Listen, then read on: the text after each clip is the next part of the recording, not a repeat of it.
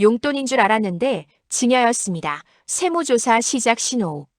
많은 부모들은 자녀에게 생활비를 보내주면서 깊게 생각하지 않는다. 부모가 자식에게 용돈 좀 줄 수도 있지. 이게 무슨 문제가 되겠어. 하지만 세법은 마음이 아니라 흐르는 돈을 본다. 특히 최근 국세청은 생활비용동계좌이체를 빌미로 한 은밀한 증여를 대대적으로 적발하고 있으며 과거보다 훨씬 정교한 데이터 분석 시스템으로 작은 이상 징후까지 포착하고 있다. 즉, 의도는 용돈이었는데 결과는 증여로 판단되는 경우가 급격히 늘고 있다는 뜻이다. 그리고 이 판단의 결과는 종종 세무조사의 시작 신호가 된다. 1. 왜 용돈이 증여가 되는가? 부모가 자녀에게 돈을 주는 것은 자연스러운 일이다. 그러나 세법은 이렇게 묻는다. 그 돈이 정말 생계교육 목적이었는가? 해당 금액이 자녀의 나이 상황 소득 수준에 비해 과도하지 않은가? 일정 금액이 반복적으로 이체되고 있지는 않은가? 해당 자금이 다시 투자저축부동산 취득에 사용되지 않았는가? 예를 들어 부모가 대학생 자녀에게 매달 50만 70만 원씩 보내주는 것은 생활비로 인정될 수 있다. 하지만 성인이 된 자녀가 근로소득도 있는데 매달 200만 300만 원을 부모에게 받는다. 이 경우 국세청은 단순 생활비가 아니라 재산 형성을 위한 자금 지원으로 본다. 또 하나의 대표 사례는 다음과 같다. 부모가 자녀 명의의 주식계좌에 꾸준히 돈을 넣어 투자. 자녀가 전세자금 자동 차결혼 자금을 부모 계좌에서 지원받음. 부모가 자녀 체크카드를 대신 자동이체. 이런 것들은 대부분 생활비 범위 밖의 재산 이전으로 간주되어 증여세 대상이 된다. 2. 세무조사는 어떻게 시작되는가? 국세청은 이제 단순히 은행 계좌만 보는 시대가 아니다. 세무조사에 착수하기 전 다음과 같은 데이터들이 정밀 분석된다. 금융거래 패턴의 급격한 변화. 평소 수십만 원 거래만 하던 자녀 계좌에 갑자기 수백 수천만 원 단위로 자금이 유입되면 자동으로 의심 계좌로 분류된다. 자녀 재산 증가 속도가 소득 대비 과도할 때 20대 직장인의 월급으로는 불가능한 수준의 전세, 고가 차량 구입, 투자금 확대는 대부분 편법 증여를 의심받는 가장 빠른 신호다. 현금 인출 재입금 구조. 부모가 현금으로 인출하고 며칠 뒤 자녀 계좌로 비슷한 금액이 입금되는 구조. 이 패턴은 데이터 분석 시스템에서 가장 먼저 걸린다. 생활비라고 주장하지만 실제 사용처가 투자저축일 때 계좌 흐름을 보면 생활비인지 투자금인지 명확히 드러난다. 생활비라고 주장해도 주식 코인적 금보험료 납입으로 사용되었다면 증여 목적이 명확해진다. 3. 많은 사람들이 하는 착각 3가지. 착각 1. 부모 자식 간에는 증여세 안 낸다. 오해다. 부모와 자식 사이라고 해서 모든 돈이 비과세가 아니다. 법이 정한 성인 자녀 10년 기준 5천만 원까지만 증여세 없이 가능하다. 이 범위를 넘는 순간 과세 대상이 된다. 착각 2. 계좌이체는 증거가 안 남는다. 완전한 오해. 계좌이체는 증여의 가장 명확한 증거다. 부모가 자식에게 자금을 이체하면서 생활비라고 메모를 남겨도 그 돈의 실제 사용처가 중요하다. 착각 3. 걸려도 증여세만 내면 끝이다. 아니다.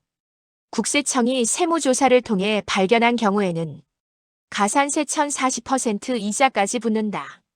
게다가 소명 요구를 받으면 계좌 거래 내역 5년치 제출이 기본이기 때문에 심리적 시간적 부담도 매우 크다. 4. 어떤 경우가 진짜 생활비로 인정될까? 국세청의 기준은 명확하다. 자녀의 생계 유지와 교육 목적이라면 비과세이다. 아래는 인정되는 대표 사례다. 대학 등록금, 학원비, 기숙사비, 월세, 식비 등 기본 생활비, 의료비, 통신비, 교통비, 취업 준비 비용. 단 여기에도 중요한 조건이 있다. 해당 자금이 자녀의 재산 형성에 사용되지 않아야 한다는 점이다. 즉, 생활비 소모성 소비. 투자비 자산 형성 증여. 이 공식이 매우 중요하다. 5. 증여로 의심받는 위험 패턴 5가지. 자산 전문가들이 실제 상담을 통해 가장 많이 발견하는 위험 징후는 아래와 같다. 패턴 1. 매달 동일 금액 자동이체. 월 100만 원씩 꾸준히 보내면 생활비 주장이 불리해진다.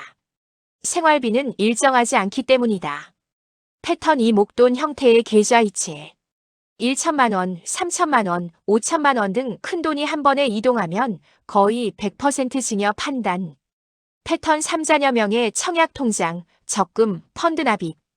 부모가 대신 납입하는 것은 대부분 증여로 본다. 패턴 4. 자녀가 산 집의 계약 금중도 금장금을 부모가 대신 낼 때. 부동산 취득 비용이 자녀 소득으로 설명되지 않으면 즉시 증여 조사 대상이 된다.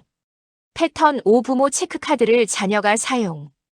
이 부분은 특히 최근 많이 적발된다. 부모의 소비처럼 보이지만 실제 사용자는 자녀이기 때문이다. 6. 그렇다면 어떻게 해야 안전할까? 자산세무 전문가들이 강조하는 핵심은 명확한 기준과 기록이다. 생활비는 생활비답게 사용해야 한다. 식비, 통신비, 교통비 등 실제 생활비라면 자녀 계좌에 바로 넣지 말고 직접 결제하는 방식이 더 안전하다. 큰 금액은 10년 주기 증여 한도를 활용. 성인 자녀는 10년간 5천만 원, 미성년자는 2천만 원까지 비과세. 그 외에는 증여세 신고를 하는 것이 오히려 더 안전하다. 증여는 증여세 신고로 흔적을 남기는 것이 보호막이다.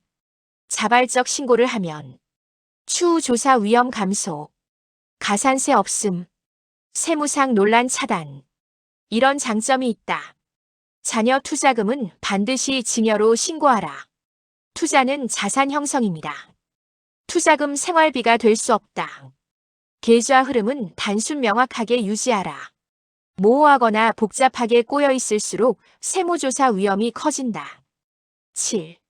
결론. 용돈과 증여, 경계선은 의도가 아니라 흐름이다. 부모는 사랑으로 돈을 준다. 하지만 세법은 감정이 아니라 증빙 가능한 사실을 기준으로 판단한다. 나는 단순히 도와준 건데 라는 말은 국세청에서 통하지 않는다. 자녀의 월급, 소비 패턴, 자산 증가 속도와 비교하여 생활 유지인지 재산 증여인지는 금방 드러난다. 특히 최근처럼 편법 증여 단속 강화 흐름에서는 단순한 용돈조차도 구조적으로 관리하지 않으면 언젠가 세무조사의 문을 두드리는 신호가 될 수 있다. 결국 중요한 것은 단 하나다. 돈의 흐름을 세법의 언어로 관리하는 것. 이것만 지키면 세무조사의 리스크는 대부분 사라지고 가족의 자산 이전 또한 투명하고 안전하게 이어질 수 있다.